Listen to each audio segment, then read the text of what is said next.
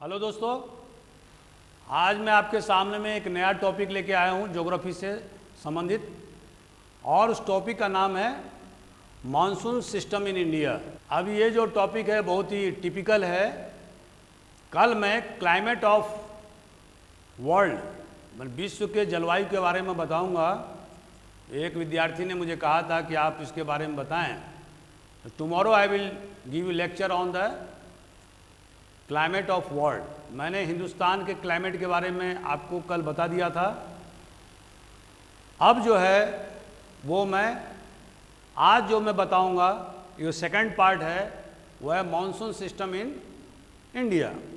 जैसा कि आप जानते हैं कि हमारे देश की जो अर्थव्यवस्था है वो पूरी तरह से मॉनसून पर आधारित है। हालांकि हमने आज़ादी के बाद से बहुत ज़्यादा एरिया में इरिगेशन किया है, सिंचाई के साधन किए हैं, लेकिन अभी भी हमारा 45% जो कल्टिवेबल एरिया है वो अनइरिगेटेड है, मतलब असिंचित भूमि है। तो अगर मानसून नहीं सही ढंग से काम नहीं करेगा हिंदुस्तान में तो पूरे इलाके में अकाल हो जाएंगे, ड्रॉट हो जाएगा, भूखमरी की समस्या आ जाएगी। और वैसे भी वाटर लेवल बढ़ाने के लिए, वाटर टेबल बढ़ाने के लिए बारिश का होना जरूरी है। अगर मानसून फेल हो जाए, बारिश हिंदुस्तान में एकदम ही नहीं हो, तो फिर ग्राउंड वाटर भी धीरे धीरे खत्म हो जाएगा। लेकिन मानसून की सबसे बड़ी जो विशेषता है हिंदुस्तान में वो है इरेटिक,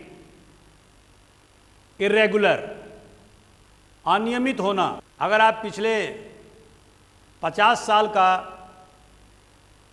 मानसूनल रेनफॉल को अगर आप एवरेज निकालेंगे तो आपको इसके बारे में पता लग जाएगा कि कभी ज़्यादा बारिश होती है, कभी कम होती है।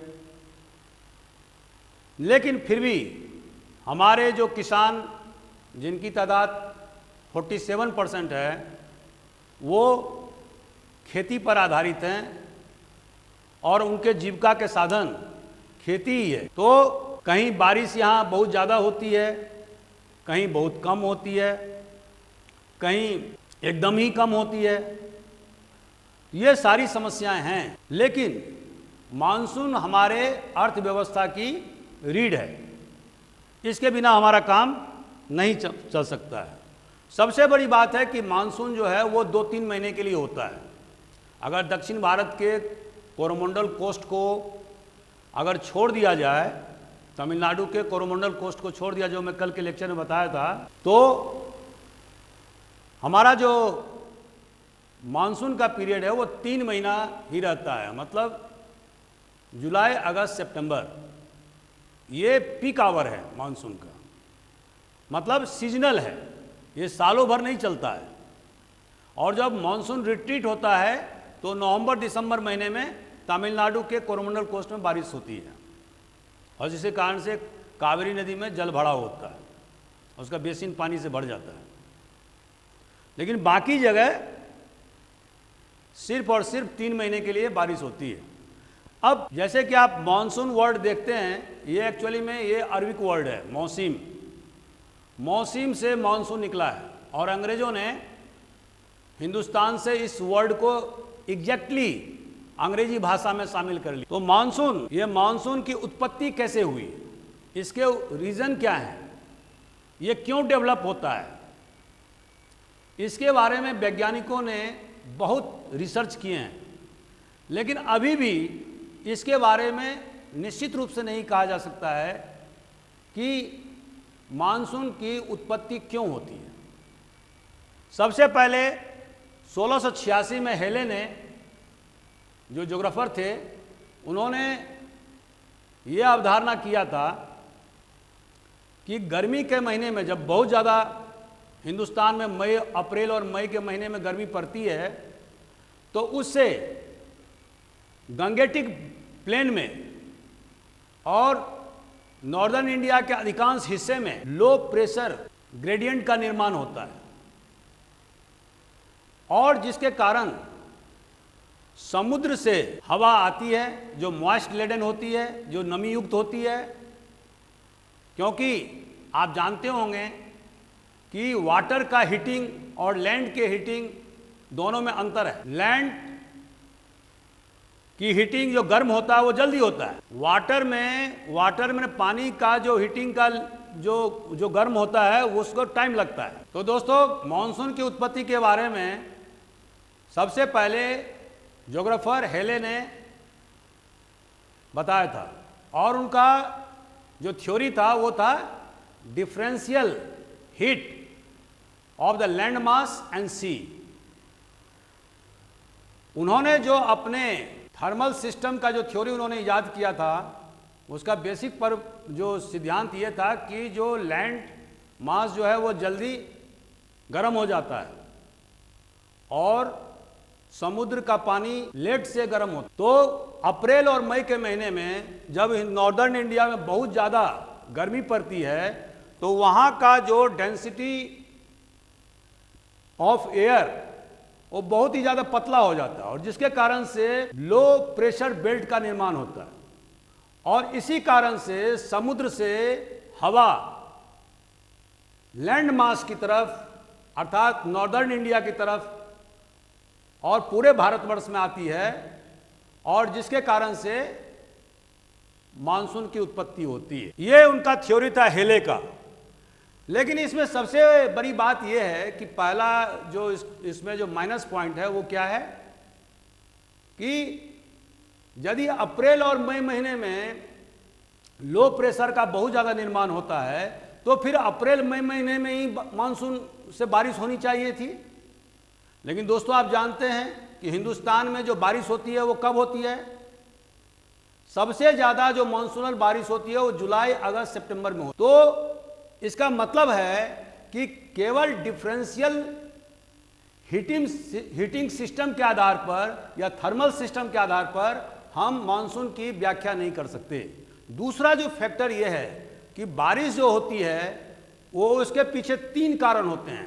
एक होता है ओरोग्राफिक, दूसरा होता है कन्वेक्शनल, और तीसरा होता है साइक्लोनिक। जब मॉइस्चर लेडन या नमी से युक्त हवा जब किसी पहाड़ से टकराता है तो वो ऊपर की ओर उठता है, और उसके बाद में धीरे धीरे उसका दबाव कम होता है, और वो जो मॉइस्चर लेडन जो नमी युक्त जो हवा है उसमें नमी को रिटेंशन करने की क्षमता नहीं रह जाती है और वो बारिश कराती है, और यही इसी को बोलते हैं ओरोग्राफिक। तो साइंटिस्ट का ये कहना है कि बारिश का कारण 3 होता है, ओरोग्राफिक होता है, कन्वेक्शनल होता है और साइक्लोनिक होता है। आंधी तूफान से भी बारिश होती है। तो ये जो थ्योरी है वो समग्र रूप से व्याख्या नहीं करता है।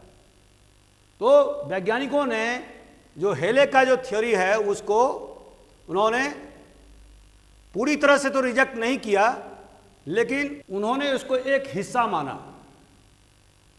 अब जैसे कि आप देखते हैं कि जो लेटेंट हीट जो नीचे से जमीन जब तपता है उसके साथ में वो अपने साथ में वेपर का निर्माण भी करता है, और वो माने वाष्प, और वो एटमॉस्फेयर में फैलता है, उससे भी बारिश होती है।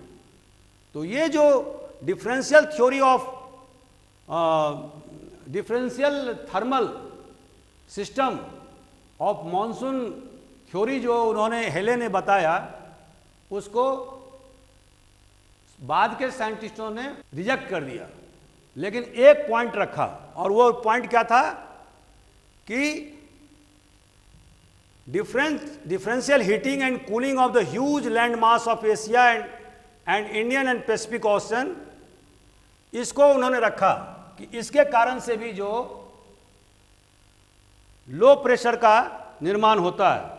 तो लो प्रेशर का जो थ्योरी है उसको एक रखा, लेकिन दूसरा जो पॉइंट है वो जो सबसे ज्यादा जो मानसून में जो इफेक्ट करता है वो है role of Tibet and Himalayas as a source of barrier and source of high level of heat. जैसा कि दोस्तों आप जानते हैं कि जो प्लेटो तिब्बत का प्लेटो है नॉर्थ हिमालयाज, वो पश्चिम में करीब 600 किलोमीटर चौड़ा है और पूरब में 1000 किलोमीटर चौड़ा है। ये बहुत बड़ा बेल्ट है, और इसकी जो लंबाई है वो 2000 किलोमीटर है। तो ये जो तिब्बत और हिमालय जो है, एक तो बैरियर का काम करता है, माने रुकावट का काम करता है, और दूसरा हाई लेवल ऑफ हीट। ये जो अप्रैल और मई महीने में वो जबरदस्त गर्मी पैदा करता है, ये वाला एरिया। अगर मान लीजिए तिब्बत का हिमालय का प्लेटो नहीं होता तो क्या होता, मानसूनल जो हमारा जो ये जो हवा चलती वो सीधे जाकर के साइबेरिया तक पहुंच जाती, रसा तक पहुंच जाती, और हिंदुस्तान में कोई बारिश नहीं होती। तो साइंटिस्टों का ये कहना है कि जो तिब्बत का प्लेटो है और जो हिमालय जो बैरियर के रूप में काम कर रहा है, वो दो काम करता है। एक तो बैरियर में उसको अवरोध पैदा करता है, और दूसरा जबरदस्त गर्मी पैदा करता है। एक फैक्टर तो उन्होंने ये बताया, और दूसरा ये बताया circulation of upper air jet stream in the troposphere. जैसा कि दोस्तों आप जानते हैं कि ट्रोपोस्फियर के, जैसे कि मैंने आपको कल बताया था, ट्रोपोस्फियर, स्ट्रेटोस्फियर, और ये ट्रोपोस्फियर लगभग जमीन से 15 किलोमीटर ऊपर तक ट्रोपोस्फियर होता है। तो ट्रोपोस्फियर के फैग एंड में लगभग 13 किलोमीटर जमीन के सरफेस से 13 किलोमीटर ऊपर एक जेट स्ट्रीम बोलते हैं, ये पश्चिम से पूरब की तरफ, और ये तिब्बतन प्लेटो पर ये बहती है, और ये इसको बोलते हैं सेंट्रल एशिया से, और ये जो है वो वेस्टर्ली विंड माने पश्चिमी हवा बहती रहती है, और इसका जो एरिया है बहने का वो समानांतर तिब्बत प्लेटो को बहती है। ये अवरोध होने के कारण ये दो भाग में विभाजित हो जाती है, एक तिब्बत प्लेटो की ओर समानांतर बहती है, और दूसरा हमारे हिंदुस्तान में साउथ ऑफ हिमालयाज बहती है। तो साइंटिस्टों का ये कहना है कि ये जो वेस्टर्ली जेट स्ट्रीम है, इसका भी मॉनसून के क्रिएशन में बहुत बड़ा हाथ है। तीसरा जो फैक्टर है वो है occurrence of El Nino in south Pacific and Indian ocean. El Nino के बारे में आप लोग जानते होंगे, ये करीब 15-20 साल में, जैसे पिछले समय 92 में एल नीनो का बहुत ज़बरदस्त प्रभाव पड़ा था हिंदुस्तान के मानसून पर, और इसके कारण से 14-15 दिन मानसून लेट हो गया था, रेनफॉल भी उतनी ज़्यादा तादाद में नहीं हुई थी। तो आखिर ये एल नीनो है क्या?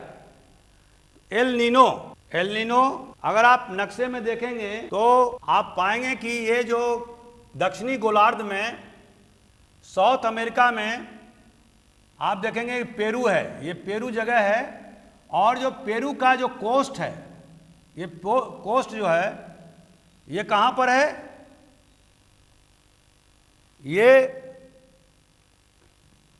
आप देखेंगे पैसिफिक ओशन में है, पैसिफिक ओशन में है, साउथ पैसिफिक ओशन में है, यहाँ पर लिखा हुआ है। और ये जो पेरू का जो कोस्ट है, यहाँ पर warm water, sudden appearance of warm water या warm current off the coast of Peru के आने से, इससे क्या होता है, जो इक्वेटोरियल जो एटमॉस्फेयर है वो पूरी तरह से बदल जाता है। दूसरा पॉइंट यह है कि जो टेम्परेचर है वो off the coast of Peru 10 degree temperature बढ़ जाता है।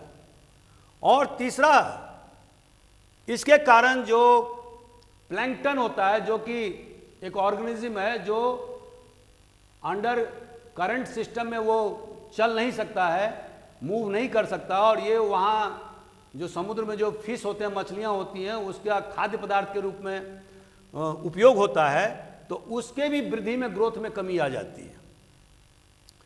तो इस तरह से जो इक्वेटोरियल माने विषुवत रेखीय जो जल प्रवाह है उसको वो डिस्टर्ब कर देता है, और इसके कारण से जो सिस्टम है, मानसून का सिस्टम है, वो पूरी तरह से बिगड़ जाता है। ये हमारे साइंटिस्टों का कहना है कि 10% जो वार्म या गर्म जलधारा के प्रवाह off the coast of Peru में होने से तो विषुवत रेखीय जो प्रवाह है, जो करंट है, जो इक्वेटोरियल करंट है, उसमें डिस्टरबेंस पैदा हो जाता है और जिसके कारण से टेम्परेचर ज़्यादा होने के कारण से पूरी जो सिस्टम है, जो ट्रेड विंड का जो प्रवाह है वो बाधित होता है और जिसके कारण से इरेगुलर इवेपोरेशन होता है, अनियमित समुद्र में अनियमित वाष्पीकरण होता है और अल्टीमेटली ये हमारे मॉनसून को प्रभावित करता है। तो एक ये फैक्टर है और चौथा फैक्टर जो है वो है जो हेले ने कहा था कि differential heating and cooling of the huge land mass of Asia and India and Pacific ocean. जैसा कि मैंने अभी बताया कि इसको साइंटिस्टों ने लो प्रेशर जोन को ITCZ नाम दिया है। ITCZ मतलब inter tropical convergence zone, inter tropical convergence zone. ये जो इंटर ट्रॉपिकल कन्वर्जेंस जोन है वो लो प्रेशर एरिया को बोलते हैं। तो साइंटिस्टों का ये कहना है कि गर्मी के महीने में जब समुद्र का हीटिंग मतलब उसका वाष्पीकरण की रफ्तार और जमीन का लैंड मास के हीटिंग का दोनों का जब अंतर है तो उसके कारण से नॉर्दर्न इंडिया में जो एयर प्रेशर है वो बहुत ज़्यादा कम हो जाता है और एक तरह से पूरे गंगेटिक बेल्ट में इंटर ट्रॉपिकल कन्वर्जेंस जोन का निर्माण हो और जिसके कारण से समुद्र से हवा रश करती है हिंदुस्तान की तरफ और ये हवा साउथ वेस्ट मानसून कहलाती है, जिसे कि साउथ वेस्ट मानसून बोलते हैं। तो दोस्तों एक और फैक्टर है जो इंपॉर्टेंट फैक्टर है वो है tropical cyclones in Bay of Bengal in summer season. और ये जो ट्रॉपिकल साइक्लोन है ये ही निर्धारित करता है कि बारिश की मात्रा कितनी होगी, बारिश नियमित रहेगी या अनियमित रहेगी। तो जो साइक्लोन है, जो आंधी है, वो सबसे ज़्यादा फैक्टर है मानसून के प्रवाह में। हिंदुस्तान में मानसून सही ढंग से काम करेगा या नहीं करेगा। और विंटर सीजन में जो जाड़े ऋतु में आप देखते होंगे कि वेस्टर्न साइड में साइक्लोनिक डिस्टरबेंस आता है और ये साइक्लोनिक जो डिस्टरबेंस आता है, जो आंधी आती है, खास करके जाड़े ऋतु में जो रबी क्रॉप जिस पीरियड में पैदा किया जाता है वो सीधे मेडिटेरियन भूमध्य सागर से आती है, अरेबियन सी को क्रॉस करते हुए वेस्टर्न अपना जो नॉर्थ वेस्टर्न एरिया है जिसमें पंजाब, हरियाणा, वेस्टर्न यूपी का एरिया पड़ता है और वहाँ पर जबरदस्त रूप से जो मॉइस्ट लेडन जो आंधी आती है जिसके कारण से बारिश होती है और ये रबी क्रॉप के लिए बहुत ज़्यादा फायदेमंद होता है। लेकिन जब मानसून जब रिट्रीट करता है सितंबर महीने के बाद में तो ये मानसून उसको नॉर्थ ईस्ट मानसून कहते हैं और ये नॉर्थ ईस्ट मानसून सबसे ज़्यादा जो है वो चूंकि बंगाल की खाड़ी को भी क्रॉस करता है तो इस कारण से कोरोमंडल कोस्ट पर भारी बारिश कराती है। वो नवंबर और अक्टूबर से लेकर दिसंबर के बीच में बारिश होती है।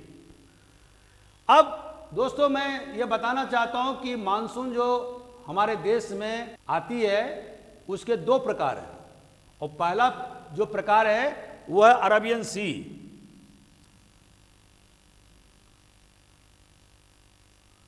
एक मानसून जो साउथ वेस्ट मानसून है वो अरेबियन सी से निकलती है और दूसरा जो है वो बंगाल की खाड़ी से। अरबियन सी में भी जो मानसून वो 3 प्रकार से, इसके भी 3 सब टाइप हैं। और कौन कौन से हैं? पहला जो है, जो स्पेल है, वो सीधे सीधे वेस्टर्न घाट से टकराती है और भारी बारिश कराती है। और जैसा कि मैंने पहले के वीडियो में बताया था कि ये बारिश 250 सेंटीमीटर से लेकर 400 सेंटीमीटर हो सकती है। जो वेस्टर्न घाट और अरबियन सी के बीच में जो कोंकण और मालाबार बेल्ट है, उसमें भारी बारिश होता है। दूसरा जो इसका जो स्ट्रीम है वो है बॉम्बे और उसके पास उसके आसपास के एरिया, और ये बॉम्बे। दूसरा जो इसका जो टाइप है अरबियन सी के मानसून का, वो है मुंबई कोस्ट, और ये ताप्ती नदी के मुहाने से और नर्मदा नदी के मुहाने से होता हुआ सीधे जो है महाराष्ट्र और मध्य प्रदेश में सतपुरा और विंध्याचल जो वैली है, इसमें बीच में भारी बारिश कराती है। और तीसरा जो इसका स्ट्रीम है वो कच्छ की खाड़ी से होता हुआ, हालांकि स्ट्रीम बहुत ही कमजोर है, कच्छ की खाड़ी से होता हुआ गुजरात में प्रवेश करता है, राजस्थान में प्रवेश करता है, और यहाँ पर अरावली माउंटेन से, पहाड़ से टकराता है। और यहाँ पर जो बारिश की तादाद होती है वो बहुत ही कम होती है। तो सबसे पहले अरबियन सी में जो मानसून, साउथ वेस्ट मानसून पैदा होता है, वो बहुत ज़्यादा ताकतवर मानसून होता है, और वो केरल में 1 जुलाई को हिट करता है, 1 जून को हिट करता है, और कोस्टल एरिया में भारी बारिश कराता है। लेकिन जो बे ऑफ बंगाल, मतलब बंगाल की खाड़ी में भी जो मानसून पैदा होता है, वो अराकान पहाड़ से टकरा करके उसके बाद में इंडिया में प्रवेश करता है, और उसमें उसके 2 भाग हो जाते हैं। एक भाग गंगेटिक प्लेन पर बारिश कराती है और वो बारिश पंजाब तक पहुंचता है, और दूसरा जो उसका भाग है, जो पार्ट है, वो ब्रह्मपुत्र घाटी में प्रवेश करता है और मेघालय और उसके आसपास एरिया में जबरदस्त बारिश कराता है। तो इस तरह से मानसून सितंबर तक सक्रिय रहता है। अब दोस्तों चलते हैं कि ये जो मानसून है उसके क्या क्या विशेषताएं हैं। जैसा कि मैंने आपको कहा कि हिंदुस्तान में जो मानसून इरेटिक होता है, अनियमित होता है, किसी साल बारिश होती है, किसी साल बारिश नहीं होती है। पहला फैक्टर तो ये है। लेकिन दूसरा फैक्टर ये है कि हमारे देश के जो जनजीवन है, जो आर्थिक जो व्यवस्था है, उसमें सबसे ज़्यादा मानसून का प्रभाव है, और वो बेसिकली हमारे देश का अर्थशास्त्री है। तो उसी के आधार पर हमारे देश में बहुत सारे आर्थिक गतिविधियां होती। मानसून फेल होने पर देश की अर्थव्यवस्था चरमरा सकती है। मानसून की एक विशेषता और भी है कि ये बारिश, अगर आप देखेंगे गंगेटिक, लोअर गंगेटिक प्लेन में जो साउथ वेस्ट मानसून है वो बहुत ज़्यादा बारिश होती है, लेकिन धीरे धीरे जब वो पश्चिम की तरफ बढ़ता है तो पंजाब में आते आते 75 सेंटीमीटर एनुअल रेनफॉल रह जाता है। तो इसकी जो ताकत है वो धीरे धीरे कम होती जाती है। तो ये सारे फैक्टर दोस्तों मानसून की विशेषता है। अब हम चलते हैं कि हमारे देश में जो ऋतु है, माने सीजन है, वो कितने हैं। तो जैसे कि आप देखते हैं कि जो वर्षा ऋतु सबको मालूम है, जो जुलाई अगस्त सितंबर का महीना होता है वो वर्षा ऋतु का होता है। गर्मी का जो महीना है वो मुख्य रूप से हमारे यहाँ जो समर सीजन है वो अप्रैल मई जून का महीना है। जो बसंत ऋतु है वो फरवरी मार्च का पीरियड है, और जो शरद ऋतु है वो नवंबर दिसंबर का महीना जो है ना, उसको शरद ऋतु बोलते हैं। तो इस तरह से हमारे यहाँ ऋतु का विभाजन हुआ है। तो मैं समझता हूँ कि जो आज का जो इम्पॉर्टेंट जो लेक्चर है वो हमारा मॉनसून सिस्टम पर था। एक चीज और मैं आपको बता देना चाहता हूं, जो हिंदुस्तान के मॉनसून का एक बहुत बड़ा एक और विशेषता होता है, वो क्या है कि जहां पर बहुत ज्यादा बारिश होती है वहां पर वेरिएबिलिटी मतलब विभिन्नता भी बहुत कम होती है। जैसे कि पश्चिमी घाट का इलाका, तो वहां पर वेरिएबिलिटी माने बहुत कम होगा, और सबको मालूम है कि वहां पर 250 से लेकर 400 सेंटीमीटर प्रतिवर्ष बारिश होती है। इसी तरह से जो हमारा नॉर्थ ईस्टर्न इलाका है, जो मेघालय का प्लेटो है, वहां भी सबसे ज़्यादा बारिश होती है हिंदुस्तान में, तो वहां भी वेरिएबिलिटी की मात्रा बहुत कम है। लेकिन जहां पर बारिश कम होती है, जैसे कि डेक्कान का इलाका या हिंदुस्तान के नॉर्दर्न पार्ट में जो डेजर्ट है, राजस्थान का एरिया, वहां पर वेरिएबिलिटी में बारिश में उतार चढ़ाव, हिंदी में उसको बोलेंगे उतार चढ़ाव की मात्रा बहुत ज़्यादा होती है, परसेंटेज बहुत ज़्यादा होता है।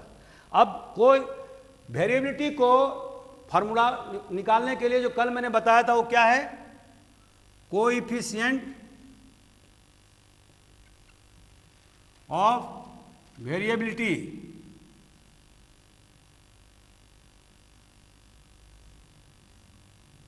बराबर क्या होता है, स्टैंडर्ड डेविएशन बटा मीन इंटू 100, ये इसका फॉर्मूला है। तो मान लीजिए कि उतार चढ़ाव को नापने का क्या तरीका है, तो आप देखेंगे कि स्टैंडर्ड डेविएशन मतलब क्या होता है और मीन मतलब क्या होता है। मीन मतलब औसत। तो अगर आप 10 साल के किसी एरिया का जो एनुअल प्रिसिपिटेशन निकालेंगे, उसका औसत निकालेंगे, तो वो मीन कहलाता है। और स्टैंडर्ड डेविएशन कैसे हुआ, तो मान लीजिए कि पंजाब में जो एनुअल प्रिसिपिटेशन है या एनुअल रेनफॉल है, जो सालाना जो बारिश होती है पिछले 10 साल में देखा गया है, वो है 75 सेंटीमीटर प्रतिवर्ष। अगर मान लीजिए पंजाब में 50 सीएम ही बारिश होती है, मान लीजिए 30 सीएम ही बारिश होती है किसी साल में, या मान लो 2020 में, तो इसका कोएफिशिएंट ऑफ वेरिएबिलिटी कैसे निकलेगा। मान लीजिए 40 सीएम बारिश होती है और जो मीन है वो 75 सेंटीमीटर है 10 साल के बारिश का, तो गुना 100, इसके बाद में इसको काटेंगे 20 अट्ठे 160 बटा 3, 3 पंचे 15, 3 पंचे 15 और 1 पर 10, 3 तिया 9, ये 53% का डिफरेंस आया। तो इसका मतलब जो 2020 में जो पंजाब में जो बारिश हुई है, उसमें जो उतार चढ़ाव जो आया है वो 53% का डिफरेंस है, क्योंकि स्टैंडर्ड डेविएशन मतलब 40 सीएम ही बारिश हुई, और जो मीन है मतलब औसत जो वहाँ बारिश होता है वो 75 सेंटीमीटर होता है, इंटू 100 किया तो डिफरेंस कितने का आया, 53% का, 53% का। This is called coefficient of variability. तो हिंदुस्तान में देखा गया है कि जैसे पेनिनसुलर इंडिया है, वहाँ पर उतार चढ़ाव की जो मान है वो बहुत ज़्यादा है। इसके अलावा जो पश्चिमी जो हमारा राजस्थान का इलाका है, वहाँ भी उतार चढ़ाव का जो प्रतिशत है वो बहुत ज़्यादा है। कभी वहाँ पर 30 सेंटीमीटर बारिश होती है, कभी वहाँ पर 5 सेंटीमीटर बारिश होती है, और जैसलमेर में तो कभी कभी बारिश होती ही नहीं है। तो इसके कारण से आप देखेंगे कि जो पूरा डेक्कान एरिया जो है और जो राजस्थान का पश्चिमी हिस्सा है वो, और कुछ हिस्सा गुजरात के भी, वो अक्सर सूखा के चपेट में रहता है। लेकिन कुछ एरिया ऐसे हैं जहां पर कि इतनी ज़्यादा बारिश होती है कि हमारे देश में बाढ़ का प्रकोप हो जाता है और लाखों करोड़ों रुपए के नुकसान होते हैं। जैसे वो एरिया क्या है, जो मिडिल गंगेटिक बेसिन का इलाका है, मतलब बिहार का इलाका जो है, और जो वेस्ट बंगाल का जो लो बेसिन का इलाका है। जैसे कि आपको पहले के लेक्चर में मैंने बताया कि वहाँ पर नदियों की बाढ़ है उत्तर भारत में, और जिसके कारण से बारिश इतनी ज़्यादा हो जाती है और बेसिन में इतना ज़्यादा बारिश का जमावड़ा हो जाता है, उसका वॉल्यूम इतना ज़्यादा बढ़ जाता है कि वो फ्लड का शक्ल अख्तियार कर लेता है। और साथ साथ जो रिवर बेड पर जो हिमालय से लाई गई मिट्टी जो सिल्टिंग का काम करती है, उसके कारण से रिवर बेड उथला हो जाता है, सेलो हो जाता है और इसके कारण से बहुत ज़्यादा बाढ़ का प्रकोप हो जाता है। और ये जो एरिया है, खास करके ब्रह्मपुत्र का मैदान, लोअर गंगेटिक और middle Gangetic basin, coastal areas of Tamil Nadu, Krishna, Godavari, ये जो एरिया हैं, these areas are the flood prone areas. तो दोस्तों, मैंने आज आपको बहुत सारे मॉनसून के बारे में बताया। हम अगले वीडियो में कल हम आपको बताएंगे क्लाइमेट ऑफ वर्ल्ड, विश्व का जलवायु क्या है, इसके बारे में हम बताएंगे। तो आप तैयार करके रखिएगा और कल हम आपसे पुनः मुखातिब होंगे।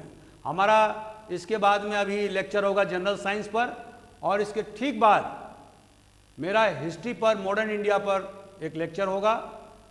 तो 6 बजे से 6:15 बजे हमारा वो लेक्चर होगा। अगर आप सुनना चाहेंगे तो बेहतर होगा कल, लेकिन मेरा इसी पीरियड में 2 बजे से लेकर 4 बजे तक क्लाइमेट ऑफ वर्ल्ड पर होगा व्याख्यान। Thank you very much.